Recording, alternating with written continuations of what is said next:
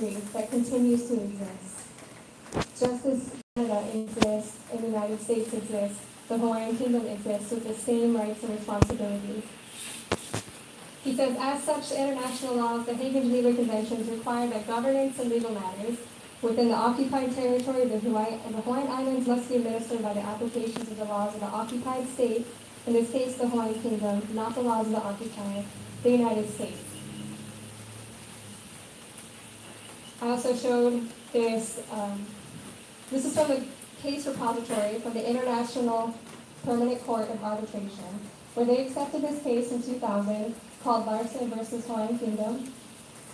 And at first, that's the bottom part zoomed in, at first they thought that they couldn't accept it because they thought it was a domestic dispute within U.S. courts because Hawaii is supposed to be part of the United States.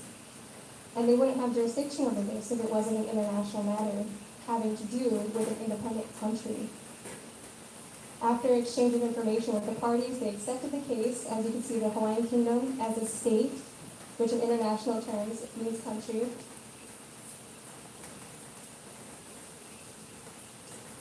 The one thing I didn't show was this article by the National Education Association. How many of you have seen this? Okay, good. There's news for some of you guys. This was published in April of this year. And the HSTA is Hawaii's affiliate chapter. This is America's largest union with over 3 million members. And they published this in April. It's called the Illegal Overthrow of the Hawaiian Government. This is what they say. Despite the unprecedented prolonged nature of the illegal occupation of the Hawaiian Kingdom by the United States, the Hawaiian state, as a subject of international law, is afforded all the protections that international law provides. It talks about belligerent occupation and how that does not affect the continuity of the state, even where there exists no government. So this is exactly what Dr. Desire said and exactly what the Permanent Court of Arbitration said. And this was published in the NEA's magazine and on their website. NEA is the National Education Association. Teachers, historians, Yes. Yeah. It says, without a treaty of peace, the laws of war and neutrality continue to apply. So let's look at what those laws are.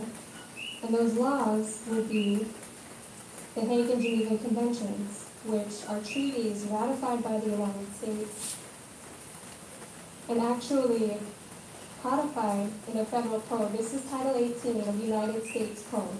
So this is federal law. This applies to all of the United States, and any violation of this is a felony. And it defines war crimes, Section 2441, as any breach to these international conventions signed at Geneva. These are also mentioned in the Constitution. In Article 6, it says, all treaties made shall be the supreme law of the land. And this is also where my oath comes from. And this is what has brought me to do what I'm doing today. The senators and representatives before mentioned, members of the various state legislatures, shall be bound by oath to support this Constitution. So it says treaties are the supreme law of the land. And those include the Hague and Geneva Conventions.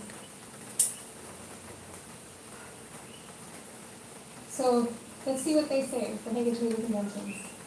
Article 29, the party to the conflict in which whose hands protected persons may be is responsible for the treatment accorded to them by its agents.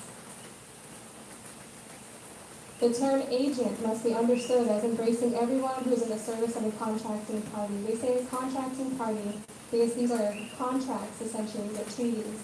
And the United States is a contracting party because it signed this convention.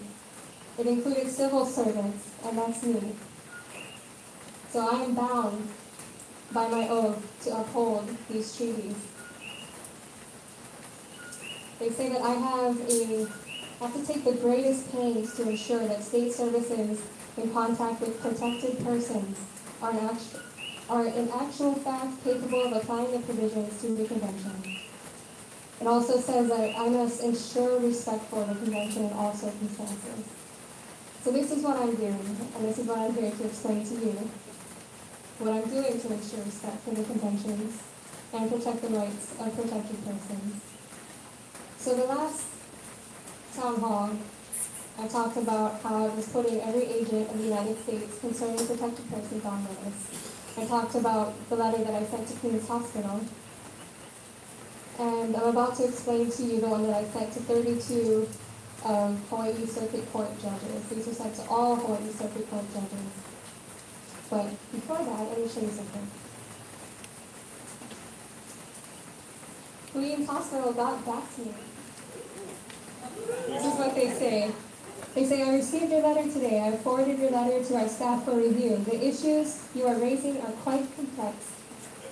After our review, we will be following up with you. They haven't followed up yet, but I will keep you posted. Okay, back to the state judges. Let's look again at the human rights memo.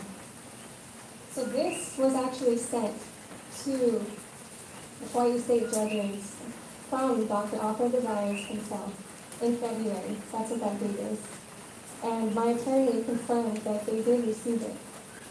So I'm following up. Again, so this is what he says. This is from Dr. Desires' letter. He points out the historical and ongoing plundering of the Hawaiian lands, particularly of those heirs and descendants land titles that originate from the distributions of lands under the authority of the Hawaiian Kingdom. The U.S. courts have to take international law into account in property disputes.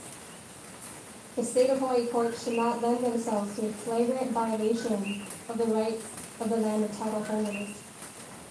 Therefore, the courts of state Hawaii must not enable or collude in the wrongful taking of private lands. So what does this mean for private persons? So I sent them this letter. Here's the letterhead. This goes on and on with all the judges. Regarding war crimes committed against protected persons by Hawaii state courts.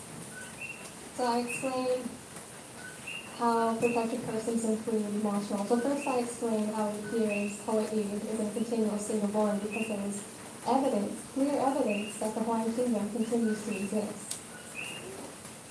I explained I also explained how protected persons don't only include Hawaiian Kingdom nationals or foreigners, but since 1999 it now includes Americans.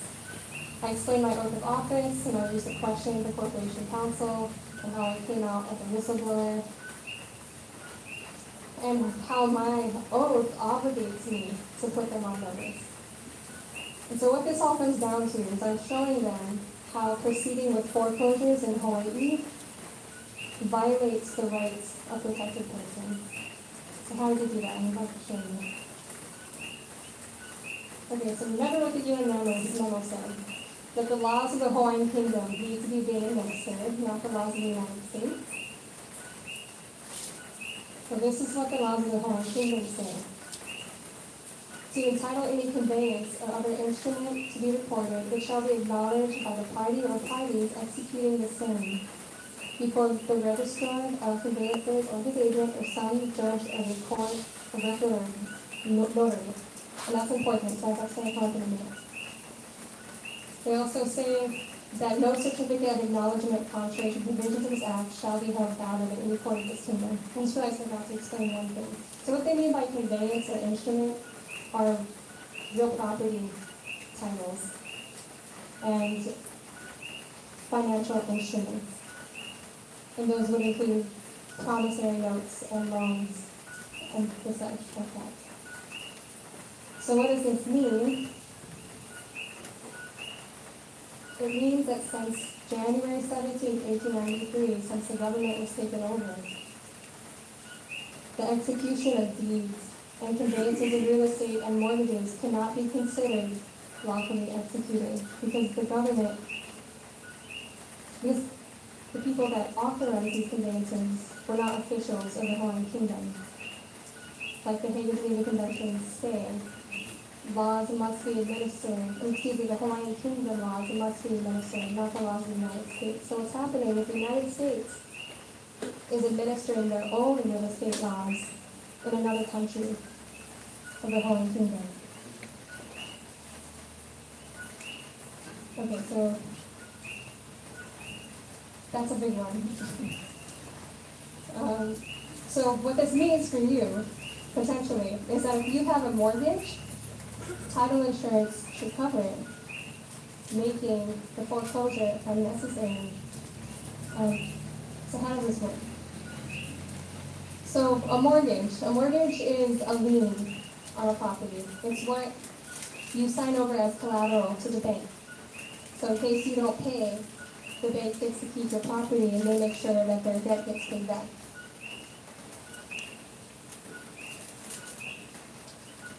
So say you're the borrower and you want to get a loan. You put your property up as collateral. So the lender gives you the promissory note, which is the loan contract, and the borrower gives the lender a mortgage, and they use their land title as collateral. But in order to get the mortgage, they have to buy title insurance. It's required in the escrow process. So the title insurance, there's 2 policies issued 90% of the time in the escrow process. Nelson, did we hand out those papers?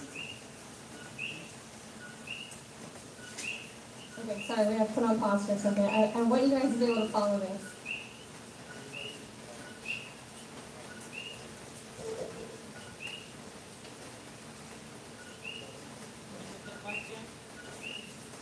On page 2.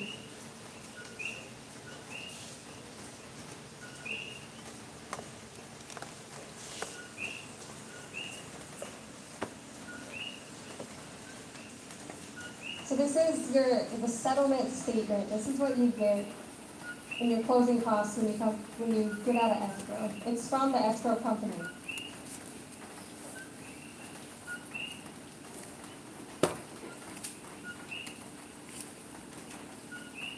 So go to page 2 and look for lines 1110 and 1109. It's on the back of the first page.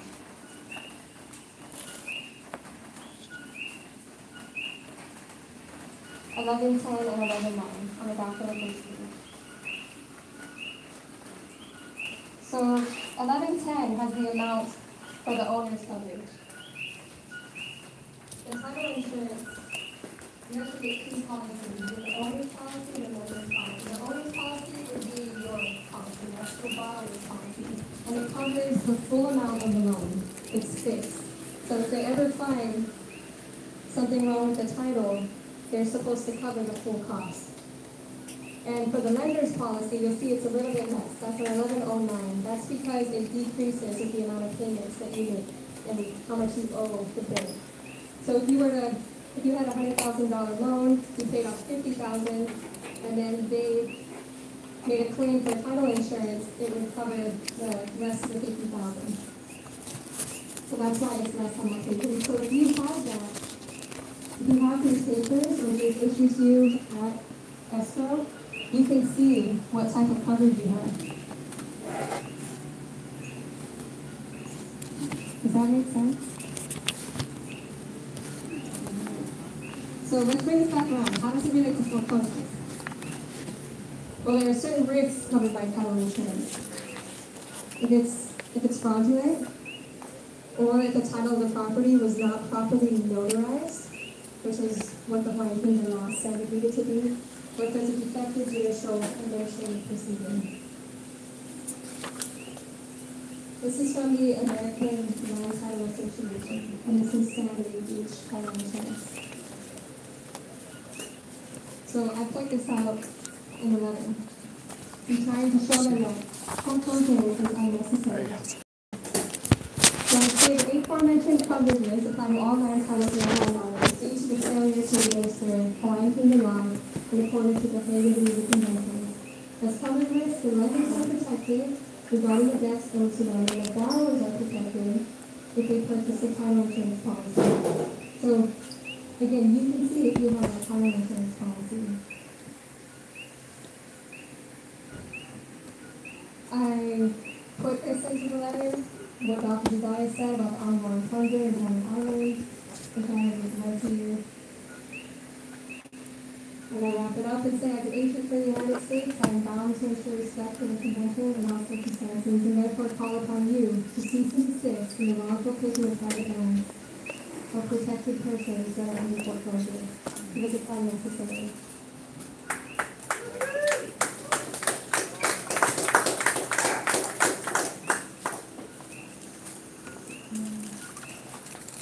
So next,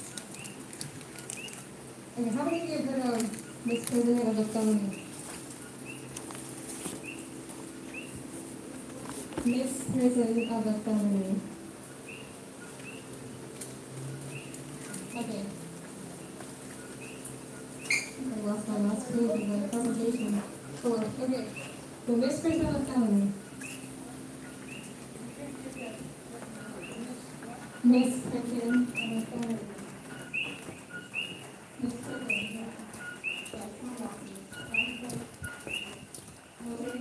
So remember I said that one time they're qualified as felony? Any violation of the Hague and Geneva Conventions would constitute a felony under U.S. Law, Title 18, Section 2441. This is misprision of a felony. It says whoever having knowledge of there being a felony being committed must report it, or else they will be fined or imprisoned for up to 3 years. So I'll repeat that. Anyone that has knowledge of a felony must report it, otherwise they can be fined or imprisoned. What kinds of felonies? Do you see where I'm going?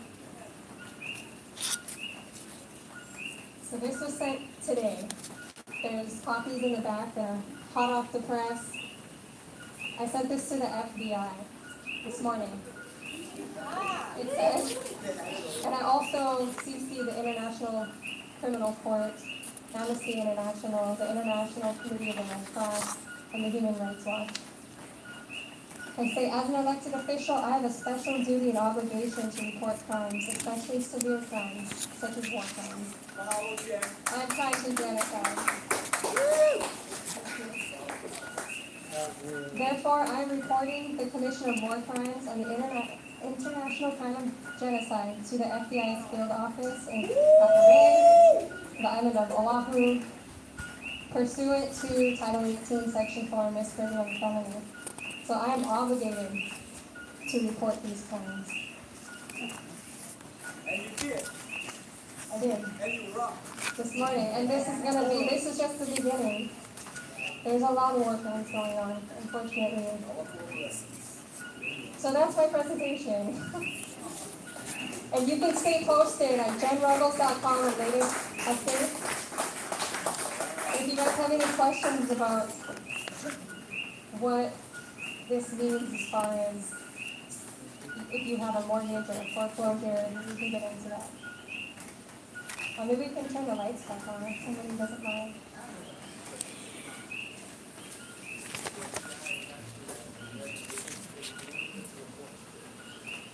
Yes, because I am an agent in the United States and their own laws are being violated, then I'm obligated to report them, especially because of my position.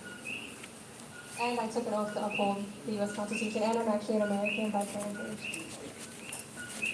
Go ahead, Jeff.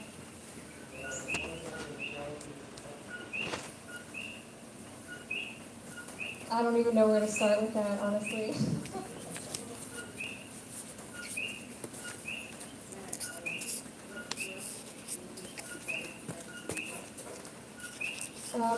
I know I'm not the first to report to the FBI. I believe, was it Dexter Kayama reported? Excuse me, yeah, Professor Williamson Chang also made a report. And I believe it had to do with OPA. Any other questions? Have any of your colleagues or constituents joined you officially? I've had constituents. Yeah. Yeah, definitely, but none of my colleagues. No, they're not touching this. Yeah, it's disappointing. And I still haven't heard anything back from Mr. Kamehameha. So the corporate council gave her an opinion, opine last October. Yeah, you guys saw what he gave us. It's 2.5 sentences. Half of it wasn't even true. Go ahead. again, thank you for all your great work. This has been very enlightening and uplifting for me. Thank you. Been working, trying with the prosecuting attorney's office, Mitch Law, for almost 1 year. Trying to get him to respond to what amounts to be 5 or 6 hard copy claims and notice with a demand, just here is a Hawaiian Kingdom claim, and please respond to it. And finally, because I'm being dragged into court again, I had to go and I had to, with Aloha, tell his secretaries and his captain of human resources that I needed their name. And I love them. They're very nice to me, but I needed their name because by their silence, they are doing, like you described, a misprision felony. Because their boss is in professional misconduct, like Camilla Mello was. Because I spoke to those ladies who were very nice, they knew. Do you have a question? Yeah, I do have a question. He called me back, Mitch, because I said, honor your oath. He dragged me in court again. I already spent time without due process. So he called me. He said he's putting a response. I like Camilla Mello. And I put he's going to put a response as the lead prosecutor why the state of Hawaii is lawful in Hawaii. I want to know if you would like to look at that letter because I'm coming to her and to our Lahui. Because I don't want to answer Mitch just as one command. I want to answer Mitch because I love and trust and believe in you. For those of you that are lawful in your own country now, if it's 1 or if it's 1,000. But I'm surrendering this because we've done this all for the good of all. And I would like to chime in on that because Mitch in his own way is standing in honor. And I give him credit for that. I look forward to more Ho'oponopono, but I think you need to see this. Yeah, I think I find it really It's interesting. in the mail. Great. It's in the mail now. Okay, so we'll share it with our Lahui. Great. Thank you. Dean. Go ahead.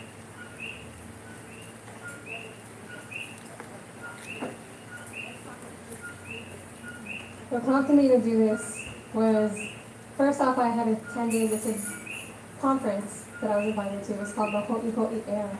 And it had all these it had all these scholars of international law and history presenting on the legal history and political history of the Hawaiian Islands. And I was struck by their presentations, and the one that I was most struck by was Dr. Keanu Sai. And so I read one of his papers, and it actually took me months and months to get through it. It was really difficult. But I wanted to know the truth. And so I did my research, and in that process, I had received an email from the acting council of Regency of the Hawaiian Kingdom notifying me of all these different legal actions. One of them was a lawsuit against Trump. But the one that stood out the most was this one at the Permanent Court of Arbitration, the International Court of Arbitration that acknowledged the Hawaiian Kingdom as a nation state in continuity. And within that email, it also had the United Nations Human Rights Office of the High Commissioner's letter, just those 2 pages back there, and very dense, but they're very clear.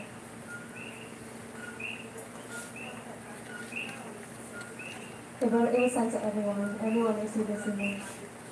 I'm the only one, I believe, that read it and took action. Yeah, after I made my announcement, a couple of council members took me aside. I'm not going to say their names, but they were like, Jen, we get emails like this all the time. Don't worry about it. Like, did you read it? First of all, wow. You are an amazing, amazing woman. And I'm ashamed all of a sudden to see what has happened to the Hawaiian Kingdom. My question is, what do you really want to see at the end of this? And what do you think, I mean, do you think that with this, I don't even know, powerful person? The current administration that just doesn't sign some jacked up executive order and just be done with it? Can that actually be done? I'm trying to get a question mark for the attorney. But could that actually be done and just wash away executive order? Well, none of this means nothing now. We're just gonna, wag the dog and move on to something else. Do you see something like that happen? So your question is, what do I want to see done, and do I Do you think it will actually happen? do I foresee the president signing an executive Yeah, order something. washing this away? Yeah, something to impede it in some way. Well, first of all, the first thing I want to see happen is compliance. The second thing is about the I don't think that executive order can just delete the Constitution, because this is constitutional. And, I don't know what the executive powers are as far as redacting them being a contracting power to treaties, international treaties. Only the Senate can do that. The president can take action, but he has to get approval of the Senate involving anything dealing with the treaty, internal or external. Right, okay. I remember reading that somewhere. So he said that the president can't do anything with treaties without the approval of the Senate. So there is there's a lot. Okay, go ahead, Jamie. Yes, so, I understand when a state is admitted to the union, every state that is in the union at that time, their state legislature has to pass, admission to a new state.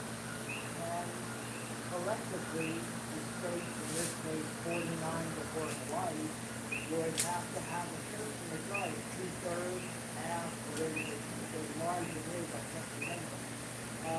Would it be reasonable to have constitutional lawyers, each one of those states contact and try to get them to help you in your endeavor?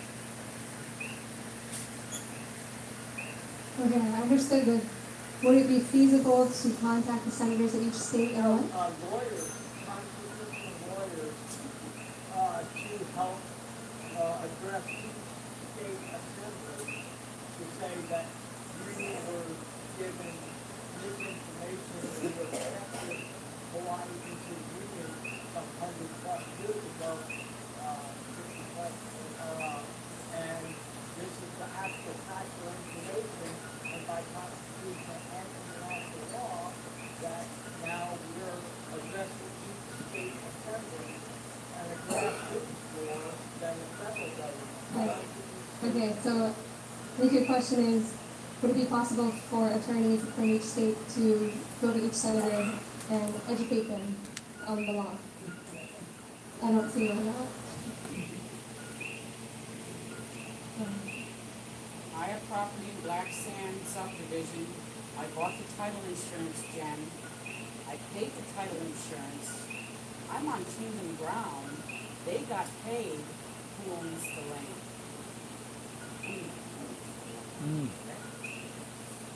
I would assume so. I'm not that skillful.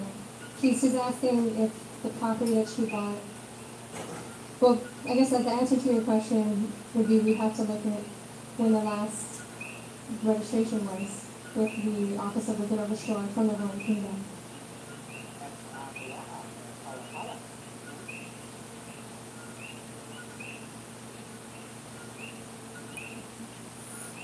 Oh, go ahead, Tommy. I put this card out, and we're going to be having an educational conference in Kalapana on the 24th. And this is where we first met Jen when she came to the Longwood Republic conference that we held up at the Morning Club. So this one's going to be in Kalapana, and if you would, if you haven't gotten one of these cards, we have all of the experts coming to this conference, and we will be able to answer all of your questions, because we got the who's who Hawaiian Kingdom constitutional experts, U.S. constitutional experts, and international law experts that will be there. Please, grab this card. It's free, and it's going to be all day from 8 o'clock to 5 in the afternoon. So yeah, but there's the flyers back there. This is actually one of the things that got me really started on this was that event, which they hold annually.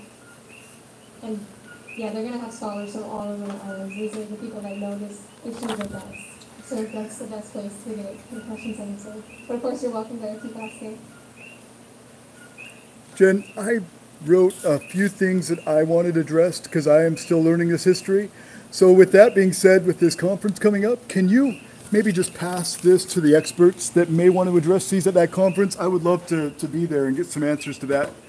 So for such things as the Morgan Report, the abdication of Queen Do you Liliana, want me to pass this to the people at the conference? or to the answer people questions? here who would have answers, whoever could answer these questions, I'm in the dark. Like I said last time, I've been here for like 5 months.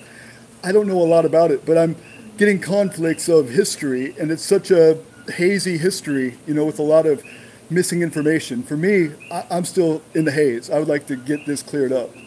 It's important to me. I don't want to, you know, violate somebody's land or their treaties, you know. I actually won't be able to make it to this conference. Oh. So it might be better if you wait and Oh, if ask you would your set it questions. right there, maybe people would pick it up. I Okay. have a few things just, you know, in the haze that I want to clear up. Okay. Thank you so much. So here's his question. If any of you are interested in picking it up and talking who didn't answer. Yeah, I'm sorry, it's not an answer you can give. There's people here that could give the answer probably. So thank you for putting that out there. Okay. You're welcome. I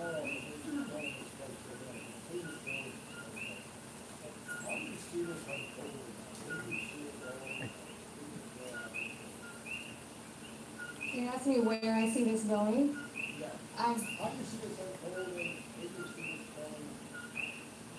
Well, let me, there is, hold on a second. So as far as my research has gone, that if the United States were to come into compliance, they would have to start administering Hawaiian Kingdom law through the president, through a military government. That's as far as I know. We do have Dr. Kiamisai here if you have any specific questions on what that would look like. So you said, again, that the President of the United States would become the interim leader of the kingdom? No, that the President of the United States would need to institute a military government and start administering Hawaiian Kingdom law. And in the process of restoring the Hawaiian Kingdom government. That's how